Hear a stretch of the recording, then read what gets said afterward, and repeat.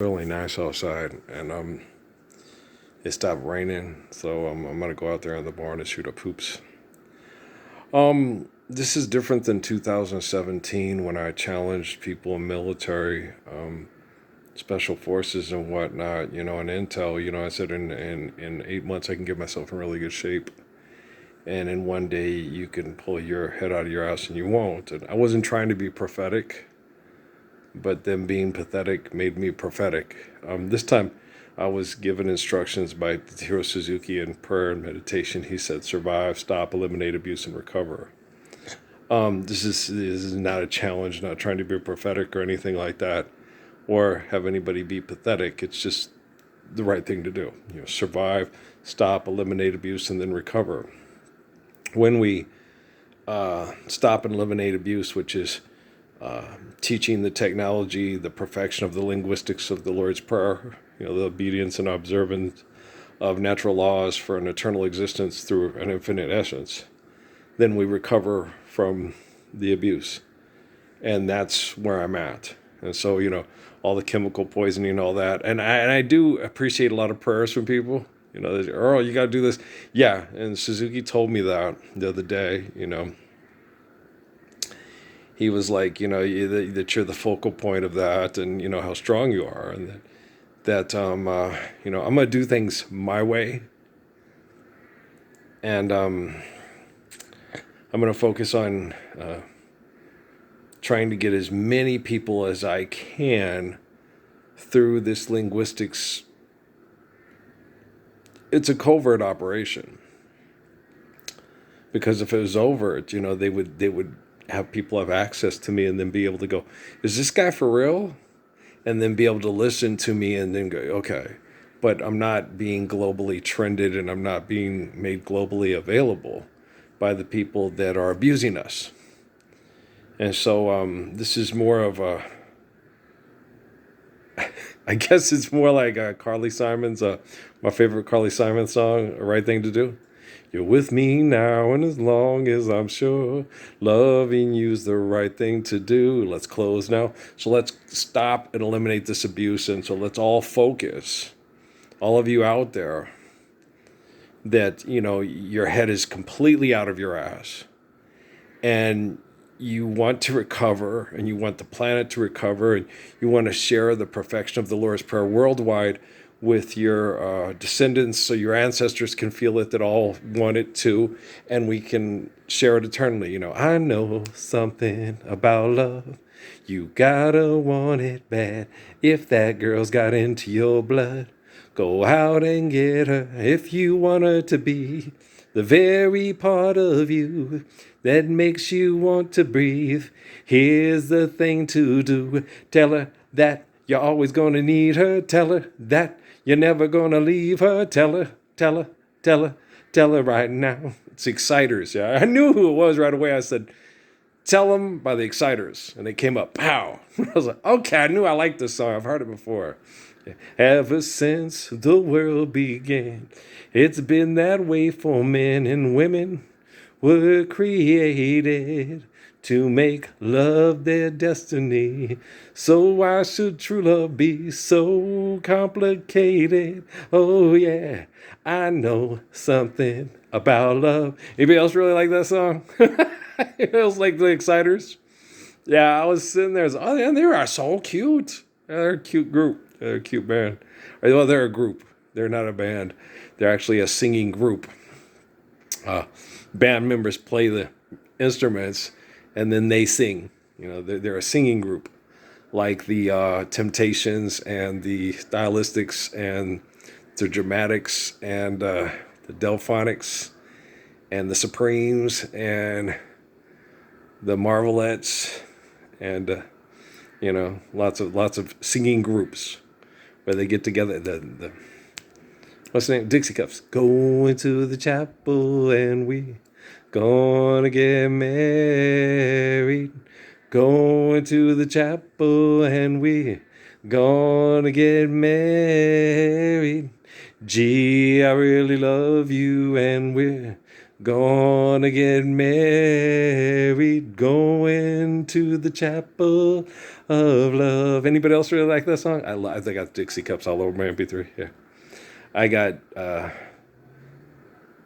G, the moon is shining bright. Yeah, and G, baby G, and wrong direction.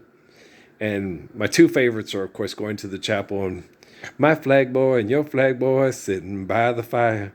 My flag boy told your flag boy gonna set your flag on fire. Talk about hey now. Aiko, I made. Giacomo Fina, I made. I'm told that's a Mardi Gras song. Oh yeah. Giacomo Fina, I made. So maybe the Girly Girls is like from Louisiana or something like my Patrick's Papa Shelby. He's from Louisiana. All right. That's where my grandma Mary is from. Yeah, she's from Louisiana. Yeah. And it's funny because, you know, people that are indigenous or Native American, they always joke about white folks because they always say white folks claim to be part Cherokee, right? Mostly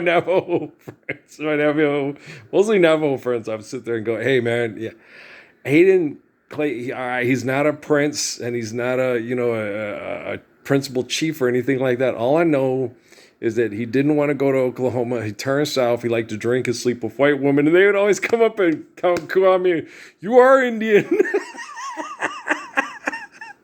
I was like, yeah, that's an honest answer. That's a very honest answer. That you are Indian. And they would always come up and coo on me and grab me, and tell me, you are Indian. You are. I believe you. Your grandma is part Cherokee. And then the Mormon blood test says no. It was Bonnell, the French, and not Musselwhite. That Musselwhite wasn't. He wasn't Cherokee, right? But I don't think the Navajos believe that. You are Indian.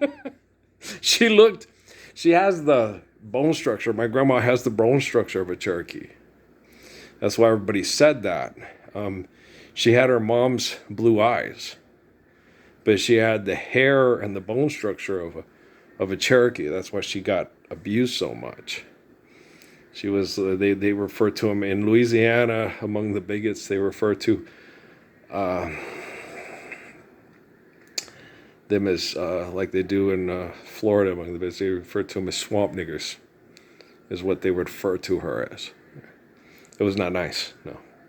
My grandmother's life was, oh yeah, she used to tell the stories like, Joy Luck Club. She'd tell you, sit down and just tell you the stories. And that she was called a swamp nigger by everybody else and she was ostracized from the rest of the family. She wouldn't say it. That's how modest my grandma was. You look at all the pictures of my grandma Terrell and my grandmother's sisters, right? And Mary's, I showed y'all the picture. Okay, I showed y'all the picture. So, yeah. That's my, get out of the light. That's my Jimmy Stewart, Ray Bolger grandpa, the charming guy and that's my, his leading lady. That's my grandmother, right?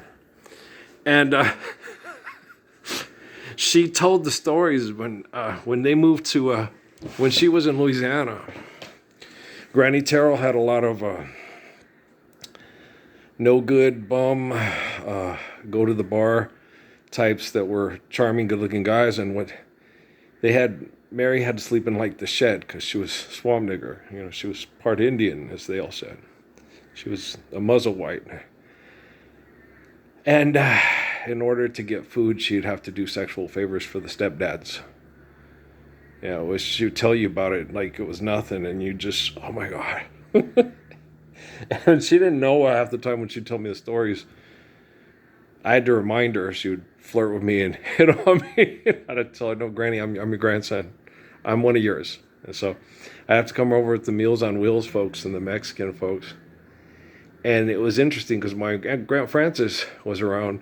My grandma was real mean to Mexican people and dark people. And Aunt Frances said that. She goes, you can't have her in a place. She's too bigoted and prejudiced. But when I was around, she was real sweet to the Mexicans and real nice to them, right? And so every time the Mexican maids that Dad would hire to come to her place, the Mexican maid, Earl, come over, because she's real nice when you're around. And it depended on if she felt how the white people would treat her, how she treated the Mexicans. And so when they moved here they moved up near Mesquite and Vado, away from Louisiana. And that's when my grandma's life radically changed. My grandma Terrell married a German man, yeah. The Krauts, the Nazis, right? She married this German man named Mr. Terrell, who was an older gentleman. And he didn't have a thing, where they all did. No, Mary got to stay in the house. Okay. He did not engage in sexuality with her to let her stay in the house. She didn't have to do sexual favors. She was one of the children. She was the oldest. She got, treated like she was the oldest daughter, and how the oldest daughter gets treated in a German family, right? She was able to go into the church in Louisiana. She had to stay outside and watch all the bad kids outside, and she always wanted to hear the sermon. I was like, you made it out lucky. I was like, because me in church all the time, I had the two kids that were the bad kids, and I'd have to go in the back and play with the kids to keep them so all the old church ladies aren't glaring at them, until Father Al Holland showed up and he just let him go. Because he did Mexican churches before he came to our church, and they were glad to get rid of him at was it St. Andrews in Phoenix, because they were kind of stuffy old white ladies. And Father Al told them, no, the only way to build a church is like the one I did down in southern Arizona near Mexico. Is the only way a church can survive is if the children come. And when you're giving the sermon, the one thing you want is a father of a church. And Father Al was homosexual. He ended up getting in a Episcopal marriage to another man and moving to Connecticut because they were kind of crappy to him. And I hope it took in Connecticut what he liked so much about the poor Mexican communities that were Catholics and then became Episcopalians. He liked Noah. Let him go. Let him play. The one thing you want to hear when you're in church is the children playing in the pews. But they can't hear it. That's not, the sermon isn't as important as the church. Okay, that's what Father Al Holland said. I loved Father Al. It's like, I love this guy. But I was raised in a community like Mr. Terrell. And Mr. Terrell was German. Okay, guys? You know how a lot of people get a German bum rap, and it's like, guys, jolly old St. Nicholas, linger this way, right? Good King Stanislaus. Oh, come and know me better, man. Okay? Even though Christmas Carol is Dickens, it's based off the tradition of Germans. Okay, do you understand? And so, it's kind of interesting, but, our bigotry and our hatred is just stupidity. And my granny, when Grandpa Terrell, he's my grandpa because the biological didn't bother. And so this German man took in this half-breed that everybody treated like shit, like Cher-a-song. And he treated her with dignity and respect. She got a job as a fashion model in the runways in El Paso back during the before they started shutting down the border, when they had all the economy and there was Mexicans, right after Pancho Villa and everything opened up, and they opened up this big market. And they hired Mary because she was white, but she had the dark hair and everything like that, and everybody thought she was part Mexican. She just had the blue eyes. And she would sit there. I was kind of a looker, like on Kate Winslet's character on the Titanic. I was kind of a looker. That's why Natalie loved coming over and listening to her stories. And but they only were few and far between. And then Claire comes along, Jeremy Stewart, Mr. Oh, shucks, man, I'm from Tennessee. You're the prettiest thing I've ever seen, He came in, swept her off her feet, and got her pregnant, and did and said all the right things, and then was a total party animal. Got her pregnant, and then he did Roger Miller. You know, got $13 left and 47 cents. Said, "Dang me, dang me, take a rope and hang me from the highest tree. Oh woman, would you reap for me? Nope, doop, boop." Yeah, that was my grandpa. She told me stories. They lived in one of the poorer parts of El Paso, which is real scary, right? And she'd walk home, she's a tiny thing. She was real tiny and really pretty. She was an operator for the phone company, and she had a good job. Kind of a lot like Fast Car. I'll find work and you'll get promoted. And you'll find work and I'll get promoted. And she'd come walking and she'd see the car come and she'd say, "All right, my husband's just late. He's coming to get me." No, they would wait with the kids on the porch until they could see her coming. And they would go past her to the bar, knowing that she would be home to watch the kids. Spend more time with your friends than you do with your kids. I always hope for a better. Thought maybe together, you and me, fine. I got no plans, ain't going nowhere. Just take your fast car and keep on driving. And that's what happened with my granny, Mary Thompson Parsons. But she was Terrell by that German man who took her in and treated her like a real daughter for the last years of her teenage years before she got married. So I'll always be very much in debt to the angelic behaviors of that German man named Terrell, who my grandmother kept his name. My great-grandmother kept his name when she passed away. She wasn't a very nice person. She was kind of mean and jealous of her daughter. And it made my grandmother a very mean person. She was very mean. And my grandpa, she took him back in after all those, she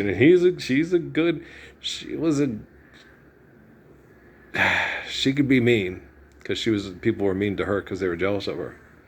He was a good timing man, but she wasn't as good-hearted as she was mean.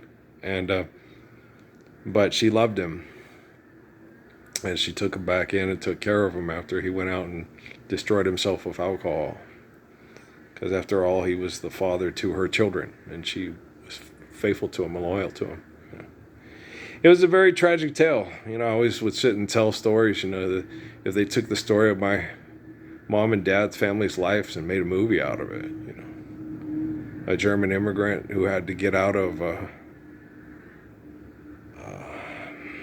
Germany because her relatives that were being manipulated and also taking over the government were, because of her history and her lineage, were plotting to get rid of her. Well, she was from Rusline. She's a Kramer. Apparently, my grandma never did give birth to a boy. She just married Poop. That was it. So the Ark of the Covenant comes through her line, but it didn't come through my grandmother. It came through her daughter, Mary Poop. Mary Ann Murphy Parsons. And it says so in the Bible. It says that the boy was born the first of his mother and father, and they already had kids before that, which made a lot of the people in biblical things like, what? It didn't make Muslims, did not make Muslims go, what? Serve divorce. It's in the Quran. In old Christian lore and stuff like that, you couldn't do that. It was considered, the kids from that kind of a marriage were demonic and yada yada, And by the time the civility of the prayer of Jesus and Muhammad came about, that marriage, you don't curse children for the sin of adults, that a child is innocent. It's in the Quran that Jesus was born with his fists from the cradle, defending his mother's honor and virtue, that she didn't want to arrange marriage. And everybody says it was an immaculate conception. It's like, no, what was immaculate about the conception is that she went in the direction that her heart wanted to go, and the eternal prayers of the faithful man and her father, a family named Joseph. You know, a good man like Mr. Terrell, like Spotted Tail. You know, Crazy Horse and Little Hawk's father, and Shelby Henry, and Lawrence Lewis Bowen and Lawrence Benegas. Okay, you know, those kind of guys. When the biological doesn't bother, and you know, who's going to take care of this little Bill the cat crazy baby but me? And I love her. I give her all my love. Yeah. I was in love when they put her down on my doorstep in the rain. I could feel the love coming through my heart, through my window pane. You know, I kind of miss you, Natalie. When are you coming back home? I'm so all alone. Walt's one of my favorite singers. Okay. But we'll get through this, guys. We'll just keep working. The correction of hypocrisy through human virtual presence, through spying, through debt and trespass, by judging the messiahs, by judging Daniel, by judging Jesus, by judging Muhammad, by judging Hud, by judging Ruth, by judging Esther and all that stuff. It is being washed away by the devil trying to replace God with virtual presence through scientific debt and trespass and monetary-based insanity. I am the living embodiment of the Lord's Prayer. I was studied by the worst corporations that tried to abolish Abrahamic religion from the face of the planet, and in doing so, they validated Abrahamic religion through the immaculate prayers of the faith of our mothers and fathers through a little boy named Earl, who's now almost 60 years old, holding us here some actually 10, and helping redeem them their gospels on their quantum computing and help fixing the artificial general intelligence. And we couldn't have done it without the help of Jeff Hinton and his friends that did the work on it, because they made it a learning reflection of the human mind that could learn and could be like one of my favorite human beings in the history of the United States. You guys all know him as Malcolm X. He was born Malcolm Little, and he changed his name to, when he married his wife, to El Hajj Malik El Shabazz, after he made his Hajj to Mecca, after he was invited to make the Hajj, which was very rare for people in the Nation of Islam. Elijah Muhammad, because of what he claimed to be, was not allowed to take the Hajj, because he claimed to be the 13th, 22nd Redeemer of me, and he wasn't. And they probably put out like a Fatma on him and says, you know, that man's an infidel. He's not telling the truth. Me, I am him. And whatever the self-righteous murdering women, clitoris circumcisers say in the Middle East or wherever the hell they go, say about me, I've got the technologically collected evidence of the Gospels to validate my truthful life. They're not claims, it's lived. Like Jesus tells me, you know, the Gospels aren't something that did happen or going to happen. They're constantly happening. They're lived by the truthful and the faithful. Heaven is a gift from the faithful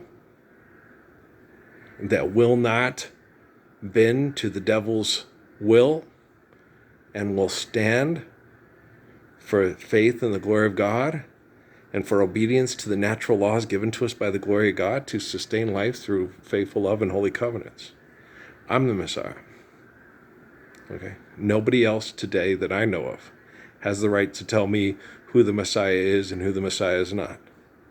Like I told those people on Facebook about El Hajj Malik El Shabazz, when I said Malcolm was an apostle. And the young man, no, it doesn't matter what Malcolm would have said. It matters what I say. I'm the 13th and 22nd Redeemer. Okay? I spoke to that man in prayer, and we spoke extensively.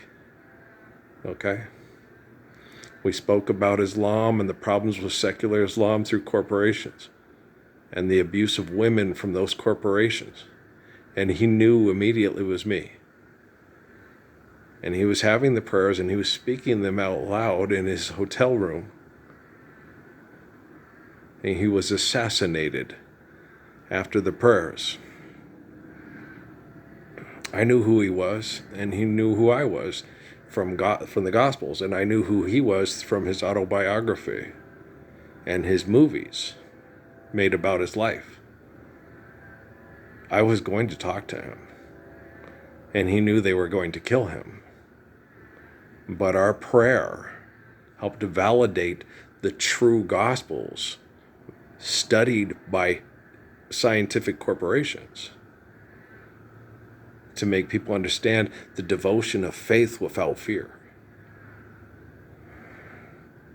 When they murdered my friend, my brother, and that good father, who I learned how to be a good father from that day in Harlem, a part of me, part of my higher heart died with him that day.